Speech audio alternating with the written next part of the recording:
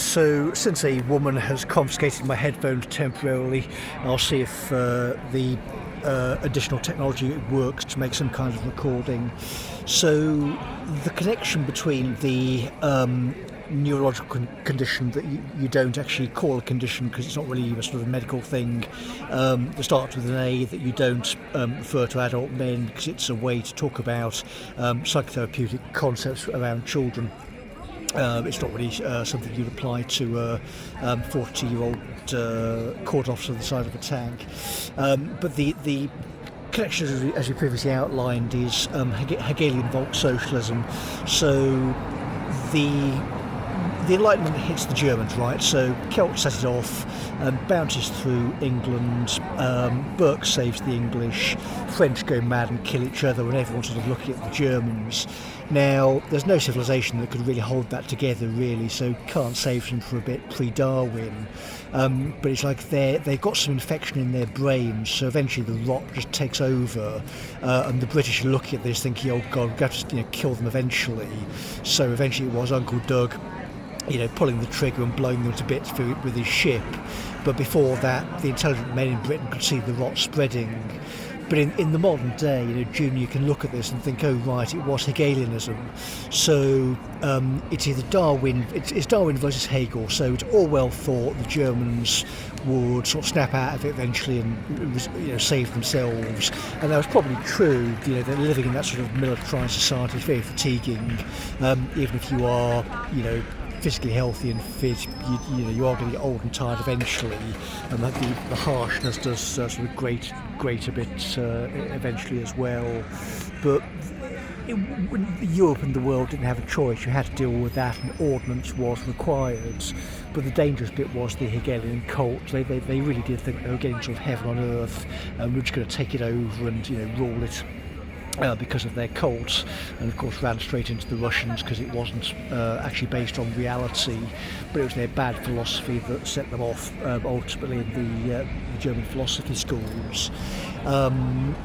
The universities, of course, were originally divinity schools, as you pointed out, and we went there to study theology, and of course the knowledge was preserved by the monks and this sort of thing in England. And England saved the world from the Dark Age by Christians preserving the Greek text and this kind of thing. That's why the English were so effective, because we hung on to that vitally important knowledge. But in the modern world, it's awkward in the workplace, because if the root of your quote-unquote condition was based in Hegelian Volk socialism, medicine has moved on, but the people, because they're not as educated, haven't in many cases. So the starting point is hostility or disrespect or whatever it is, when the inference should just be totally the opposite. Because of the sensory sensitivity and the relational break, you're just better at making the inferences in many cases because you're just sort of mentally more liberated to do it. And people who don't sort of have that process go through, we've got a disadvantage. So it's Harlow versus always passing the Ash conformity experiment, because you're biologically hardwired to spot things that are not true.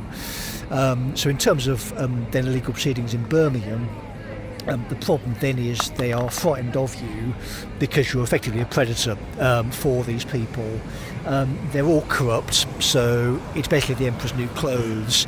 As soon as Rowley opened her mouth, if you weren't saying, I'm sorry, this woman is just doing some kind of kabuki and is clearly not fit for the job and should be removed, then you are implicated in what is happening, then, isn't it? So the E word is not actually based on reality, it's just a language game to control people. In a public body, this is self-evidently serious misconduct. You can't actually behave like that, but people are sort of bedazzled because this is all the managing director.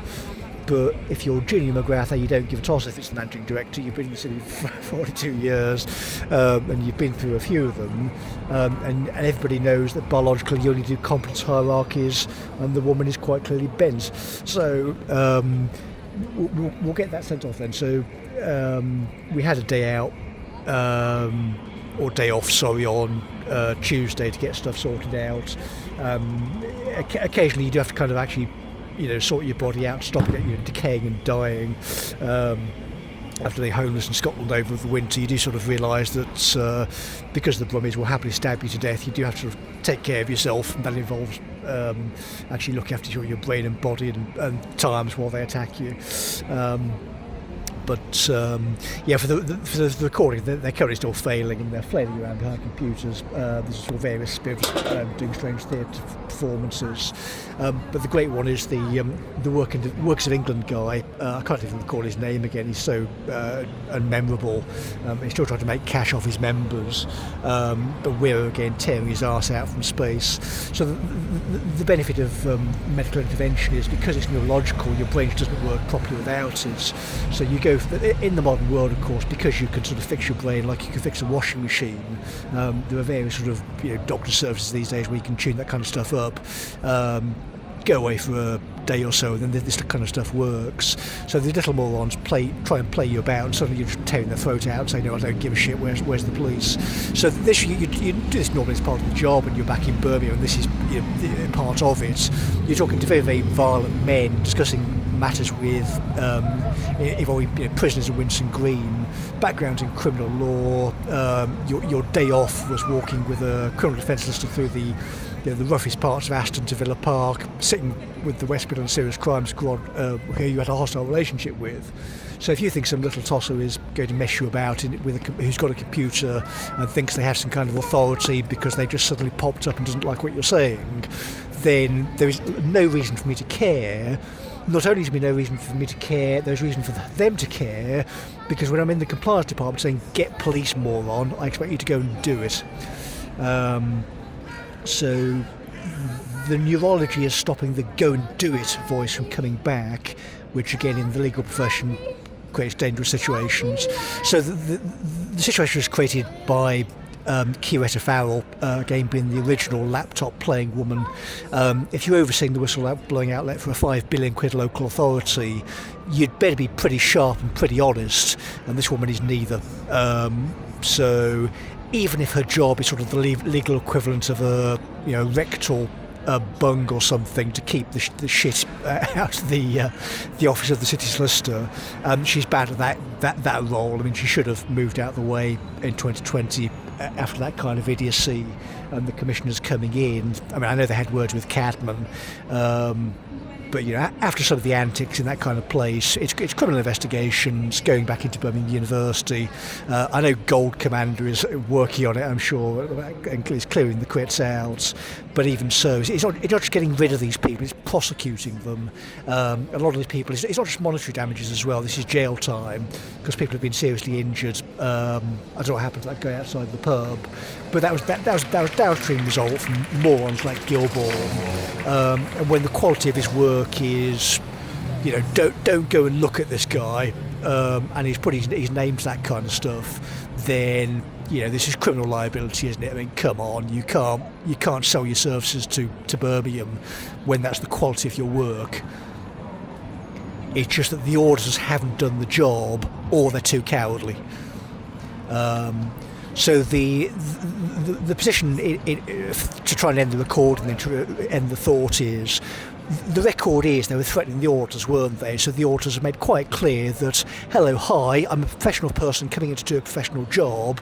I've come in here and I'm being threatened by some idiot. Can you explain, please?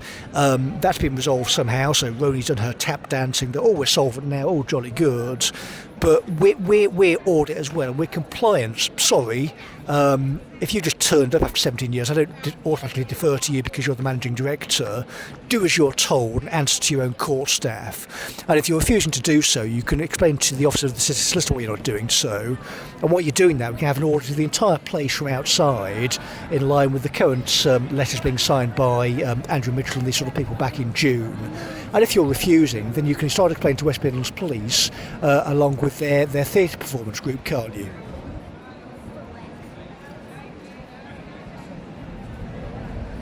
If you're somehow shocked by this kind of stuff coming through your computer screen, then you shouldn't be.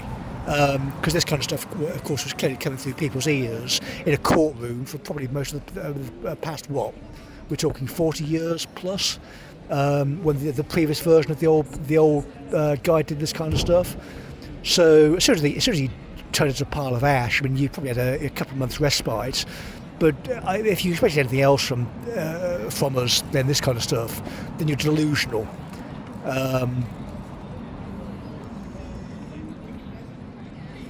When we're saying that, you know, all family resources we're putting into basically tearing this woman apart, this is not an idle threat. If she's causing a dangerous situation to people who are significantly weaker than me, she's being removed and she's being prosecuted. So you don't ignore stuff like that. When your court officers are comparing your behaviour to thalidomide and lysenkoism, when I'm overseeing 54,000 properties and I'm attacking vulnerable people on your behalf and signing off with another man's name saying these court cases are suitable for court when they are not, then when I'm saying that the problem is with little morons within the department, the little morons are being removed because that's day one of the job, right? Day one. If you can't grasp this concept from day one of the job, you're being removed from the department. So day one of the job conversations should have been had with Jennifer Southall in roughly probably, 2010 or 2011 or whatever it was. So because of corruption, so just silly corruption, you've got yourself into this particularly moronic situation where lots of you are going to jail. So you can engage like adults by...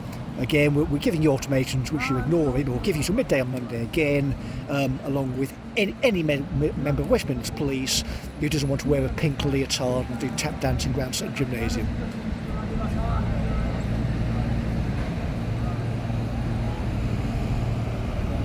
And for the record, again, I'm within walking distance of an Edinburgh police station. We've been down there to have this conversation with the desk sergeant. He thinks I'm terrifying as well, apparently. But my professional colleagues don't, so they're happy for me to work on their behalf. But there's nobody in Birmingham ethical enough to actually get off their backside, come to Scotland, come to Edinburgh between the Mott and the Bailey. I don't care what any of these people think. So until someone can explain to me why there is no policeman talking to me, it'll be inferred that the entire department is seriously corrupt. And Shelter can just happily do case reviews to their heart's content. They'll get free legal advice from me, and I'll spend every waking moment savouring the love of just annihilating any case they put through. Any possession order put through by Fern from November till now is self-evidently not suitable. You cannot do compliance in that department. Yeah, the sheer legal bill for Roni's antics is going to be astronomical. In legal terms, being violently assaulted in your property carries quite a large amount of compensation. But that's for the lawyers beyond my pay grade. You can work that one out.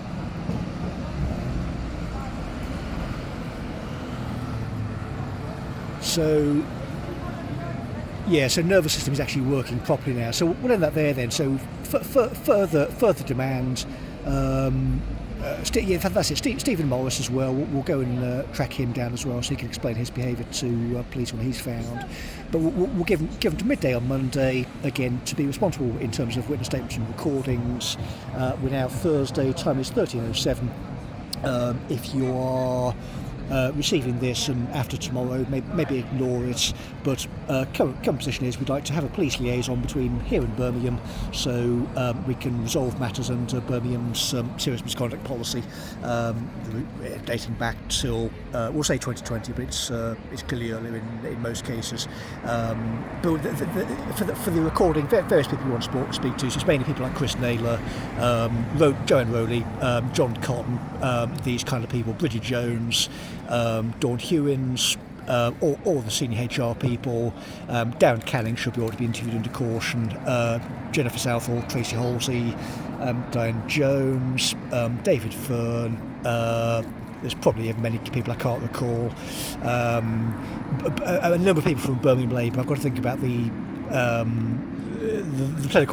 current political position in more depth, because the career was hard enforcement for Birmingham, but it was also committee services as well. So we oversaw some of the political process and the recording and administering of Birmingham's political process. So the career has spanned both worlds in effect, and of course the family background has as well. So this is why they're panicking, effectively.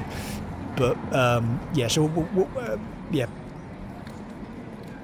we'll get better at doing this. And so final thought, executive action lands on final thought. So please buy. We'll give them a day off. Actually, no, I'm not going to give them a day off. What am I saying? They're not going to give them a day off. Midday tomorrow, so midday Friday. After that, you can assume that if you haven't heard anything back, I'm speaking to a Westminster police detective from the Westminster Serious Crime Squad. I apologise about our foster relationship previously, lads, about the whole Derek Gordon thing. It was all before my time. But you may want to consider that when we can make people fly, I can do that too, because we've turned the managing director into a pig.